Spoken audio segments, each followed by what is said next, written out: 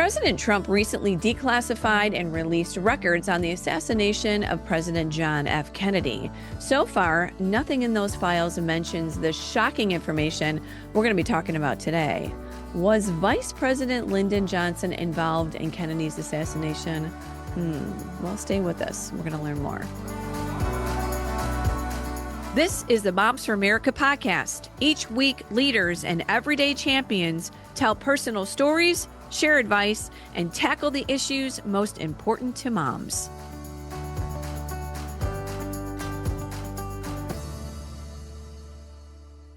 Hi, moms. I'm Debbie Curlitis, your host, and welcome to the Moms for America podcast. We're so glad that you're joining us for this special edition today.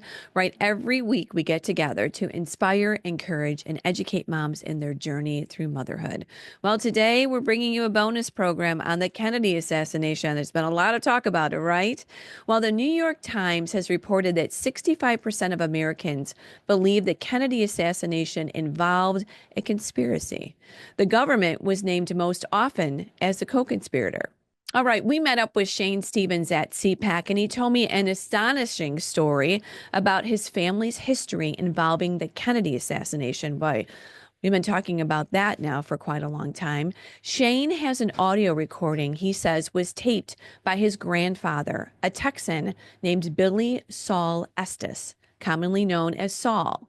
He says the two men in the recording are his grandfather, Saul, and one of Lyndon Johnson's most trusted political operatives, a man named Cliff Carter. And it's Carter's voice on the recording that directly implicates Lyndon Johnson in Kennedy's assassination. We'll hear that recording later in the program. But first, I'm going to let Shane give you some background on the recording and his grandfather, Saul, who seems to have been involved with Lyndon Johnson and the rough and tough world of pay-to-play politics. Here we go. Why would we talk about this story? Because history is important for us to visit, right? Because it replays itself in many ways. Right. And if we don't learn from history, then we really, that's just dumb. If we don't look back and understands what's happened, and it could possibly repeat itself. Different names, different story, different book. Right. Yeah, I mean, they say if we fail to learn from history, if we fail to learn from our mistakes, we're destined to repeat the same ones. Right. And this is a pretty big story in the history of America, of our country, and to some degree, the world as we know it. I mean, it's one of the biggest conspiracies or unsolved mysteries or unsolved murders that's out there. I don't know of many that are bigger than that. And the simple premise of the truth shall set you free, and in this case, perhaps the truth shall set us free. Yeah. Because I firmly believe that as a country, we're embroiled in a battle of good versus evil. We are. And I'm not talking just, good versus evil, bad, talking God versus Satan. Yeah. Through the people that are here. And right now it seems like good is winning. God is winning. Yeah. And that we're on the right path to restoring integrity to our nation and restoring honor, restoring truth. Yes. But I think this component is big in the regards to, I believe this is a foundational component to the lies and deceit that have occurred in the U.S. Yeah, good point. Because there is, we talk about the swamp, draining the swamp, the corruption in the political world. Always has been, probably much deeper, as we'll hear today, than we could ever imagine. Right.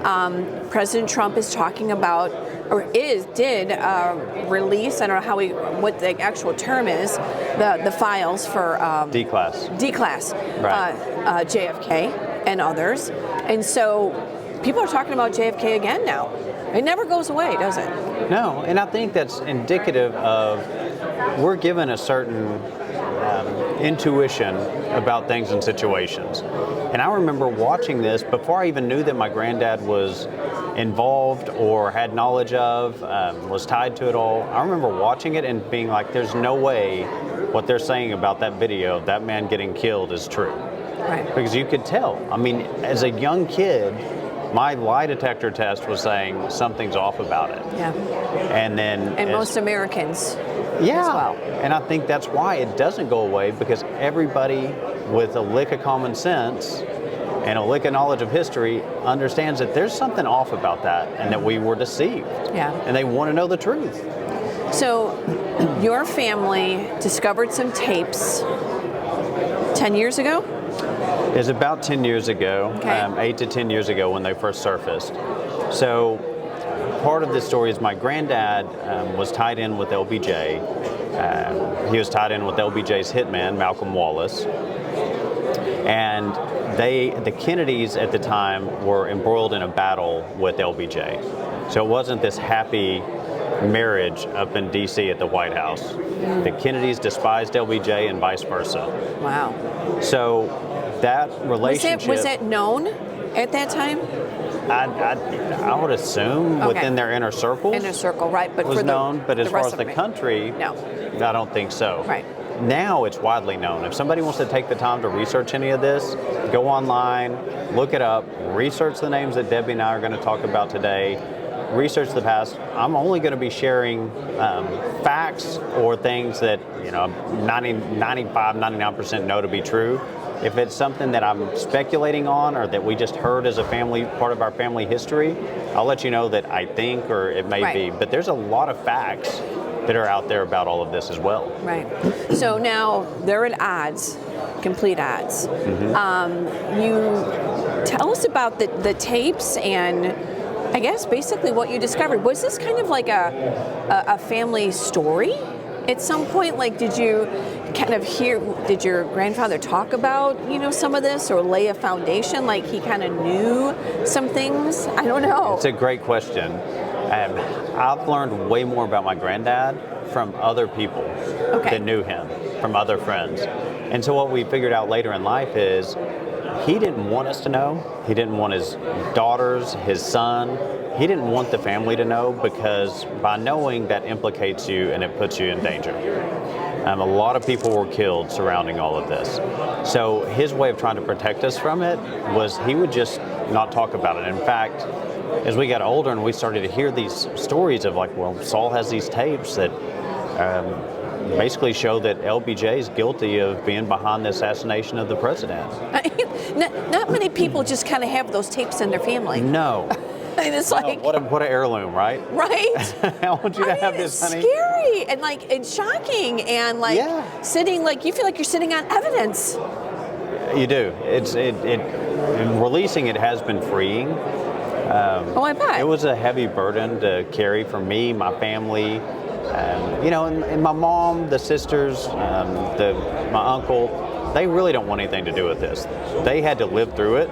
They had to live through 52 FBI agents coming to their house in Pecos, Texas, investigations for 6 months, leaving in the middle of the night with one box of things from their mansion in Pecos, going to a house, my grandma working 3 jobs. Like they went from one of the wealthiest families in Texas, worth $600 million at the time, down to just absolutely impoverished, all of their money and assets seized and taken, and my grandma working 3 jobs, sewing clothes for her children.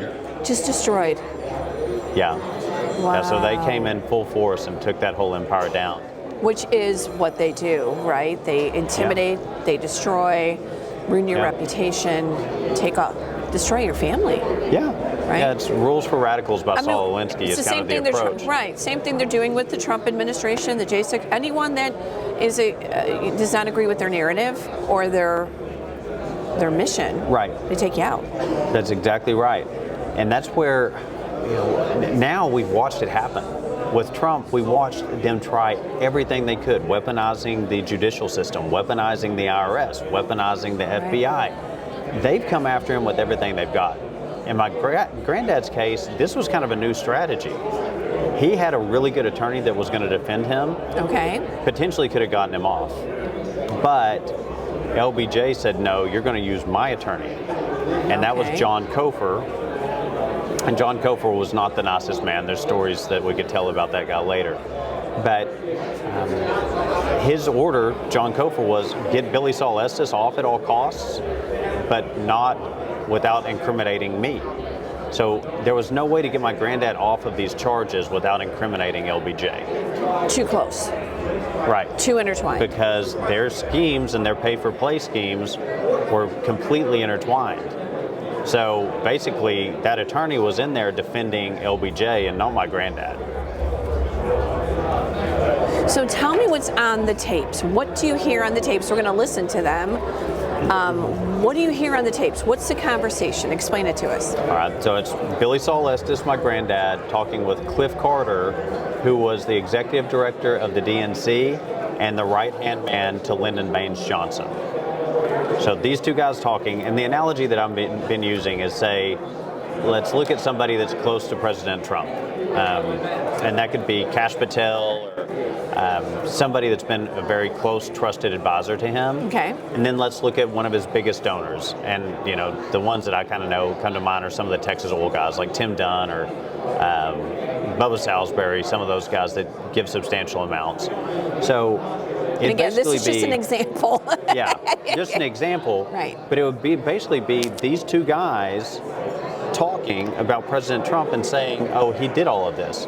So you've got these two gentlemen that were as close as you could get in the LBJ ecosystem. Circle, yes. They were the inner circle. Yeah. Right? Talking about LBJ's hitman, Malcolm Wallace. Plain as day, I wish LBJ would have never issued that order. I'm true blue, meaning I'm true to the Democrat Party. I'm true blue, always have been, always will be, and I've followed every order he's ever given to me, but this is one I'll never forget. And at one point they say, do you think there's a way that we could have got out of this? And I could have got out of my case without all this killing of those 17 that were killed? So in these tapes, they talk about 17 people killed. Right. So shocking. Yeah, I mean, the old number I'd always heard was 13. Okay. This is the most I've ever heard, that there were 17 that were killed surrounding the investigation. Another historical fact. Meaning, so anyone that maybe would have known, had been touched it, even a little bit, boom, they're out. Right. So. And of course, this is why your granddad was so. Right. He had tapes that he kept. Was going to keep this. I think a dead man's drop or something, or basically if he gets killed, these tapes are getting released, and it's going to show. It's like in the movies. Oh, yeah. Okay, so here we go. To summarize, Shane says that on the tape you're about to hear, there's a reference to 17 different murders of men close to Lyndon Johnson. And what Shane's family believes is that Saul, Shane's grandfather, made the recording as an insurance policy on his life. Right? He didn't want to be the 18th murder victim related to Lyndon Johnson because of the wheeling and the dealing the two men had engaged in, and also because of his knowledge of Johnson's involvement in Kennedy's assassination. So here we go. We're going to play that part of the recording now. Again, the first voice you'll hear will be Shane's grandfather, Saul, greeting Cliff Carter, LBJ's longtime political aide and alleged bagman. Carter is the voice on the recording who talks about Johnson hiring a hitman named Mac Wallace to kill President Kennedy. Wow, this is incredible. This is an edited version of that recording. Take a listen. It's sure good to see you. How's life treating you today? Well, Saul, it's been a pretty touch and go situation. Lyndon and I have had quite a few unpleasant words here lately over the deal that he hired Mike Wallace to assassinate the president. It's been hectic in every way, but we've lived through it this far, and I guess we'll continue to do so. Lyndon should have never issued that order to Mike, but we've had our differences, and I'm a true blue to Lyndon, as I've always been, and tried to carry out every order that he'd ever given me. But this is one I'll probably never be able to forget. And the times that we've had in Texas, and the embarrassment that Lyndon had gotten from Kennedy, I guess there wasn't anything else to do but what he did. Well, you know, Lyndon could have really hit me if he would. Well, Lyndon's the kind of person that doesn't want to help anyone. He's all for Lyndon, and that's the way he's pretty much always been. Well, they had me backed up on that Henry Marshall killing, and they just kind of blackmailed me to keep my mouth shut. And if I hadn't had a bunch of tapes that I'd played after I got killed, because, you know, 17 got killed in this situation very mysteriously. And I've done a lot of time, and I've lost a lot of money, and hurt my family a whole lot. And it's really got me disgusted with Lyndon in one way. In one way, I feel real sorry for him. But I really feel like that in Lyndon's heart, he felt like that he was doing the right thing. He felt like that he was the savior of the common man. I feel like that in his heart he wanted to help people that had not. But I don't believe that anything, my church right background would have never let me sanction all the killings that he has done. What do you think about it, Cliff? Do you really believe that it could have been handled anyway without killing all these people and got rid of the Kennedys? You think he won the election against him? Well, I don't really believe so.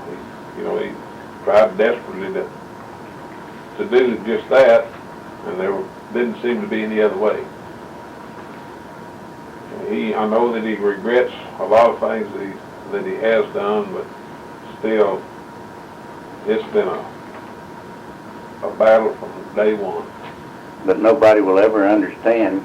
In the early years, I thought that Lyndon really had a mission from a higher power, whom I choose to call God, to carry out a lot of things for the common people.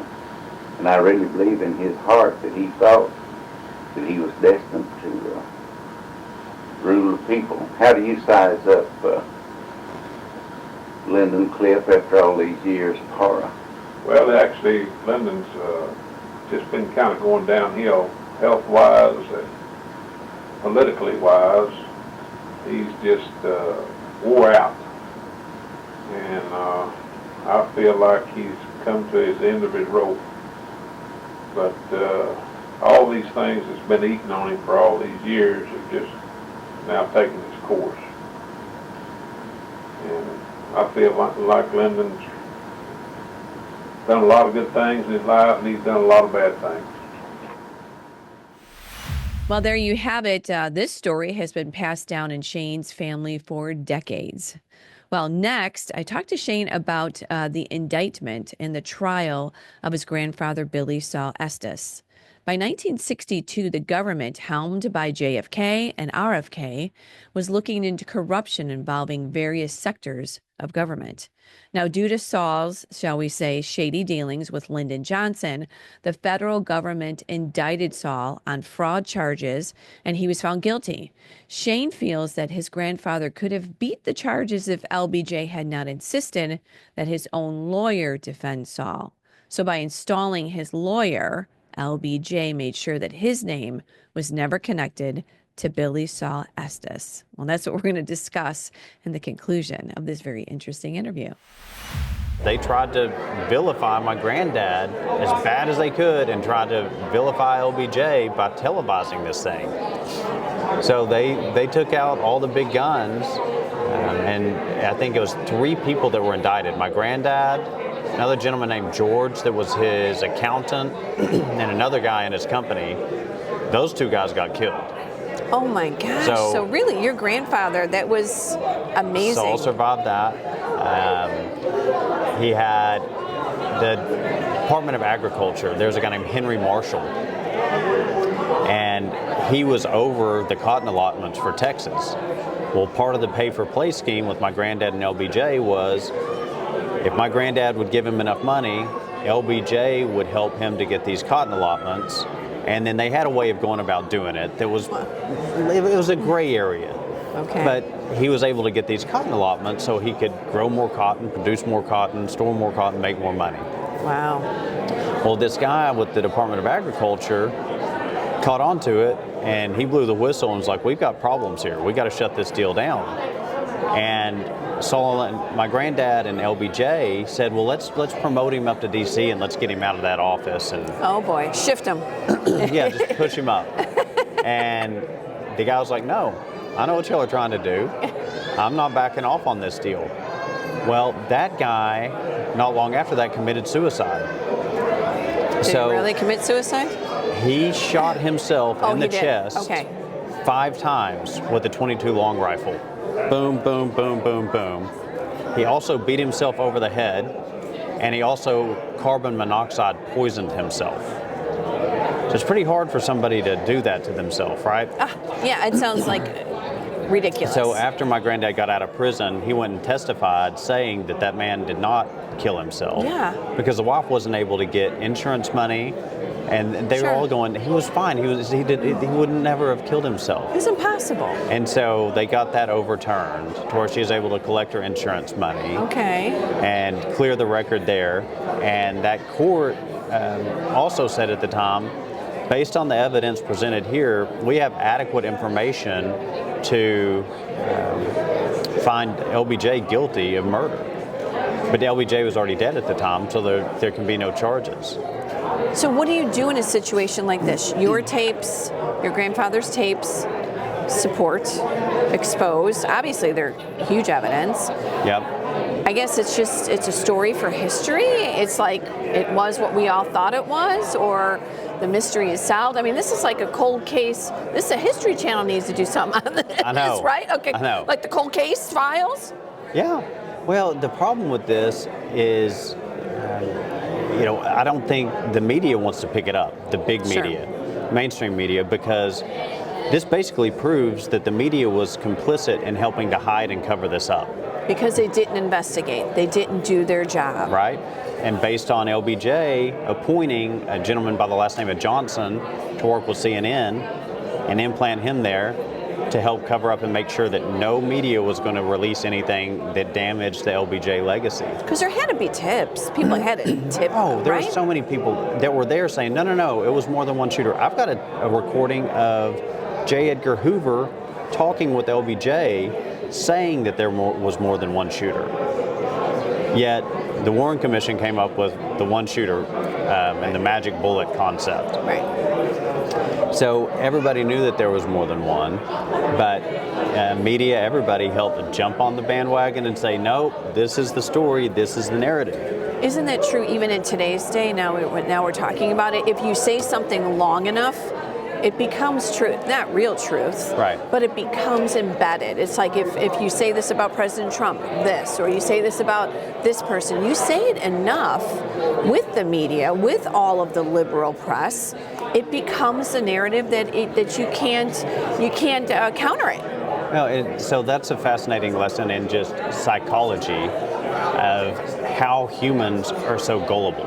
Yeah. And that's where Moms for America is doing a great job of teaching moms to teach their kids to be independent thinkers, right? To utilize common sense, look at the facts and make decisions off of the facts. As to where so many in our public, they still believe in what the media is telling them. Right. And it's real. I used to get frustrated and angry with them, but it's really not their fault. They're just trusting and they're naive. Now, don't get me wrong. They're following orders too. Yeah, following orders. I think there are some people that are emotionally attached to a narrative and they're refusing to let go of Correct, it. right. But for the most part, I think it comes out of naivety and not understanding that there really could be true evil in our country and in our world and in our government that do not want the best for the American people, that don't want the truth to be released. Right. So how has this changed your perception, I guess, on history or just the power of the media or the narrative? And I don't know, I mean, you must have some interesting conversations in your family about what's reality, right, and how bad it can be. Yeah. And, we saw a lot of this play out over the last 4 years. We have. So it's given me the ability to see through the veil of lies and deceit for the most part within the government. Yeah. I can't particularly see it in individuals or whatever, but let's say, so I wanted President Trump, I'll let him listen to this tape. I'll let Don Jr. listen to the tape. I'll let Ken Paxton listen to it. Because all of those are fighters that are fighting for the same things that JFK was fighting for. So potentially moving away from the Federal Reserve, potentially minimizing wars overseas so that the big war machines aren't making all this money. They want war. They don't care about the loss of lives. They want their equipment, their bombs, their guns out there. So, that they're not liking Trump making sure that we're not getting into big wars and big fights. Sharing dark secrets that's going to put a scar on people's names by declassing these JFK files. Shutting off fraudulent money supply from taxpayers to tons of people that the Doge is starting to just nip. So he probably has more people wanting him dead than JFK did. Right. And so that's why I wanted to warn them that, look, guys, our government or the deep state or whoever's behind all of this is capable of pulling this off. And they've done it. And then they tried it. And I think they tried it more times than we're aware of. Right. So protection over President Trump, all of our cabinet, just all of this, because like you said, you've seen it play out in your family with these tapes. People getting killed and murdered and covered up, and the narrative with the news. I think it's history. We have to learn from history, and it's true. At Moms for America, we talk so much about history that we have to understand it, we have to hear it, so we're better at making decisions for our future.